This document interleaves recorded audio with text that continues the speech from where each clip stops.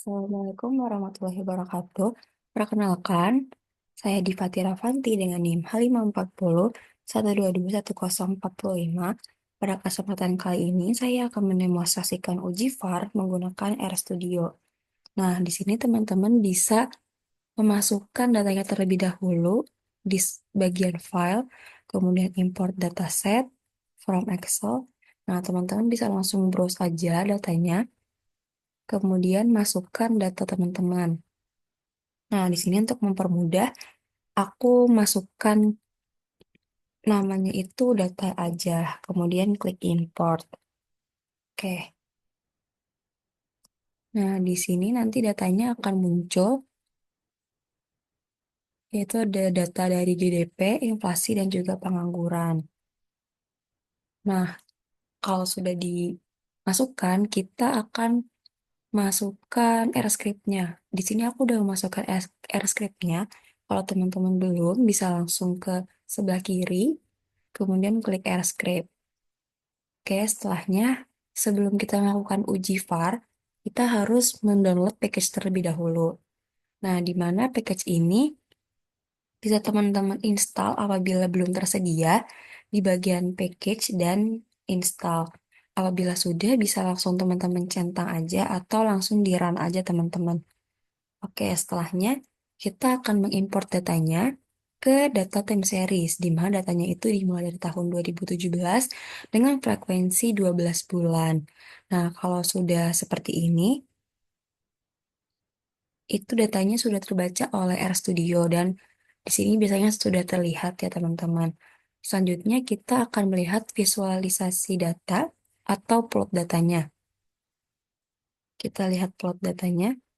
Ini bisa teman-teman blok dan juga langsung di-run aja sehingga bisa muncul seperti ini ya teman-teman.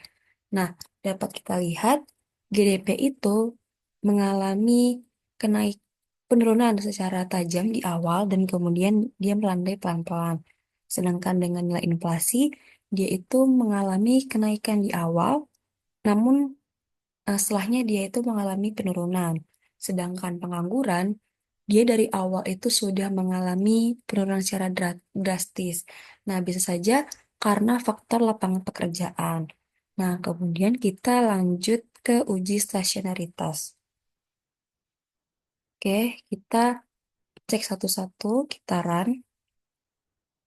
Oke, di sini nilai p-value-nya sudah 0,01, maka datanya sudah stasioner. Kita lanjut ke nilai inflasi, kita run. Oke, nilai inflasi juga sudah stasioner. Dan yang terakhir nilai pengangguran kita run. Dan ternyata sudah stasioner juga. Maka dapat disimpulkan ketiga data ini sudah stasioner dan bisa kita lanjutkan ke uji selanjutnya. Di sini kita akan melihat eh, lag optimumnya. Kita gunakan lag maksimalnya yaitu 10. Kita blok dan kita run. Di sini sudah muncul nilai-nilainya. Ternyata nilainya itu terdapat nilai positif dan juga negatif. Kemudian kita akan masuk ke uji estimasi VAR. Di sini kita bisa langsung run aja. Nah, di sini sudah muncul ya di nilai estimasinya. Yang pertama itu ada nilai GDP, di mana nilai GDP ini dipengaruhi dengan nilai GDP sebelumnya dan menurun jika pengangguran sebelumnya mengalami kenaikan. Nah, kita masuk ke nilai inflasi. Nilai inflasi ini juga menunjukkan nilai yang cukup stabil. Dan kita masuk ke nilai pengangguran. Nilai pengangguran juga tergolong stabil, tetapi akan menurun jika mengalami GDP-nya meningkat. Dapat disimpulkan, GDP ini sangat berperan penting terhadap inflasi dan juga pengangguran. Nah, selanjutnya kita masuk ke cek kestabilitasannya. Kita blok dan kita run. Oke, di sini sudah muncul.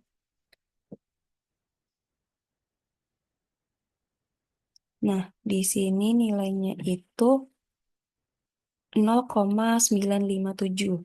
Nah, apabila nilainya itu di bawah 1, maka dia itu stabil, teman-teman. Dan kalau mendekati 1, dia itu dapat digolongkan nilainya cukup tergolong yang sudah stabil sekali gitu. Sehingga model ini dapat kita gunakan untuk uji selanjutnya. Kita akan masuk ke uji kointegrasi, kita blok dan kita run aja. Oke, di sini ada nih uji Johansen, teman-teman. Nah, dari uji Johansen ini terdapat hubungan jangka panjang, di mana nilai statistiknya itu lebih kecil, yaitu sama dengan 1. Nah, masuk lagi ke sini,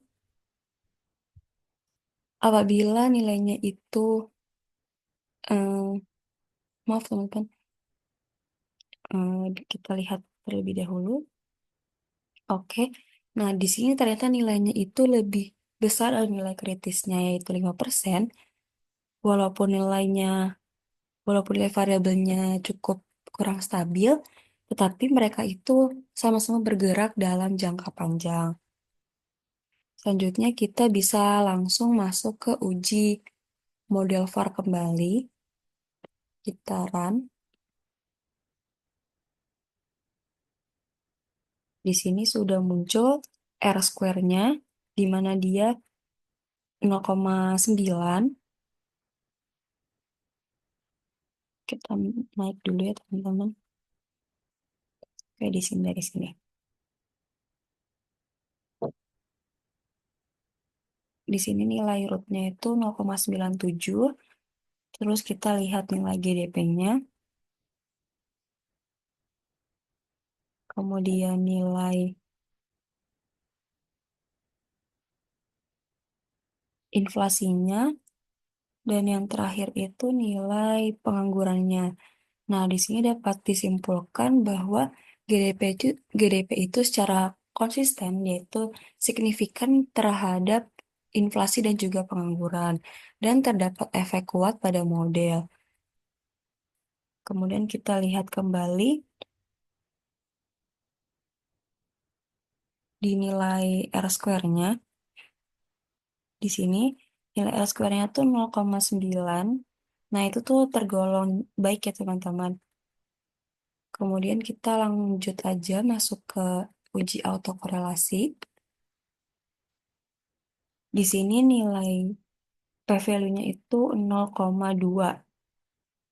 Kemudian C-square-nya itu 109,27, di mana T-square-nya itu lebih besar dari 0,05, maka tidak ada asumsi untuk tolak H0, maka dapat disimpulkan tidak terdapat autokorelasi, sehingga kita bisa langsung masuk ke uji normalitas. Kita run aja. Oke, di sini ternyata nilai p-value-nya itu 0,3, lebih kecil dari 0,05, maka tidak ada residual yang terdistribusi normal. Kemudian masuk ke uji hetero, kita run aja. Di sini juga sama, nilai p-value-nya itu di bawah 0,05, maka tidak ada asumsi untuk tolak H0. Maka kita bisa lanjut ke cek kestabilan akarnya. Taran, kita lihat di sini, nilainya itu 0,957 seperti yang tadi sebelumnya udah kita coba juga ya teman-teman. Maka kita katakan atau kita simpulkan bahwa nilainya itu masih stabil. Selanjutnya kita akan uji Granger. Sini kita coba uji satu per satu. Di sini kita uji GDP-nya dulu.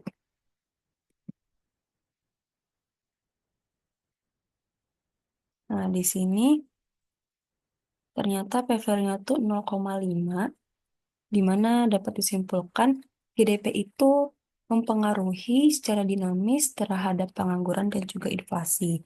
Selanjutnya kita uji inflasinya. Di sini P value-nya 0,7,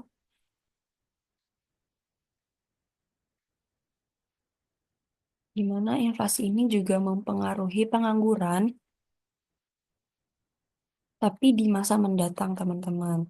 Kemudian yang terakhir kita coba uji di penganggurannya. Ternyata dia itu masih di bawah 0,05,